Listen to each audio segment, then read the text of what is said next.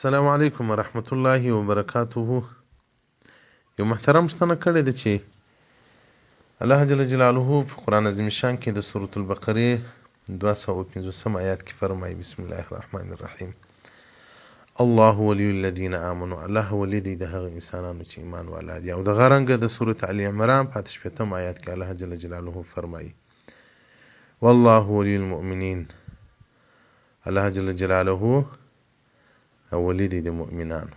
نو دی وی دا که آیات ظاهر باندې تفسیر کی، یعنی د آیات څخه داسې معلومیږي چې هر مؤمن اولی دی، یا الله جل جلاله د هر مؤمن ولی دی. ولی معنا قریب الله ته جندې. نو خو لله الحمد مؤمنان ډیر دی، الله دې نورم ډیر کی. نو دی وی دا ولایت عام دی که خاص دی. محترمه علماء کرام فرمایي وی ولایت دوه قسمه دی، عامه و خاصه. په ولایت عامه کې هر مؤمن حصه لري، او د هغه ولایت پر اندازه د ایمان ده او پر اندازه د تقوا ده. د هغه ولایت پر اندازه د ایمان او د هغه د تقوا ده، چې هغه ولایت عامه وایي چې عام مؤمنان ورپکښې داخل دي. او یو ولایت خاصه دی چې هغه قیام دی په ټولو حقوقو د الله جل جلاله سره راتګ کول او د الله رضا مختاره کول. او دغه رنګه چې الله جل جلاله د سورة یونس په 25 آیات کې راته فرمایي: وای خبردار، د الله دوستان پر دې باندې نه بیرسته او نه به غمګیني هغه انسانان چې ایمان والا دي او متقیان وي. او دغه رنګ عبدالله بن مسعود راتنو او ابن عباس راتنو او دغه رنګ نور د اولیاء الله تعریف تاسې کړی دی چې تاسې ووینئ دی ذکر کوي.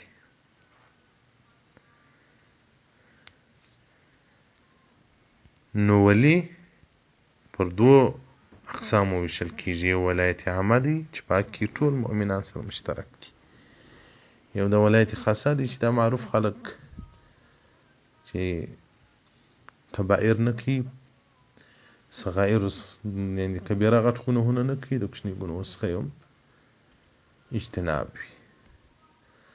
او دا چې بیا تقوا تقسیمیږي، تقوا د عوامو ده، تقوا د خواصو ده.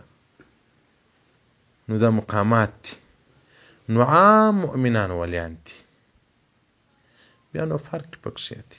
د چا مقامات بلند، د چا دا کوچني وي. یو څوک متقي وي خو عالم نه وي، یو څوک بیا متقي وي عالم هم وي، حافظ د قرآن هم وي ورسره، مجاهدین ورسره. نو ولایت پر دوه قسمه دی، یو عامه دی یو خاصه دی.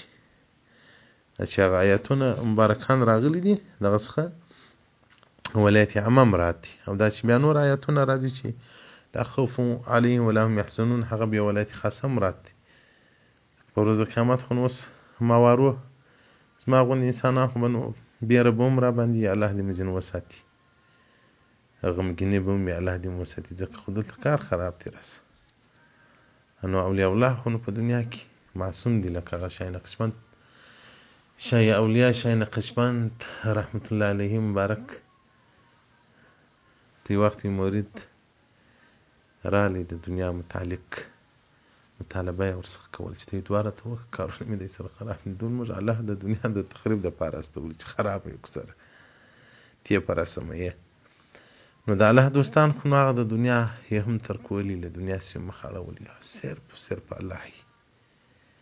نو هغه مقامات خو بیا موږ دې نسو پیدا کولی، او په هغه عام لیست کې ورشامل وي. الله دې مو له هغه نه باسي.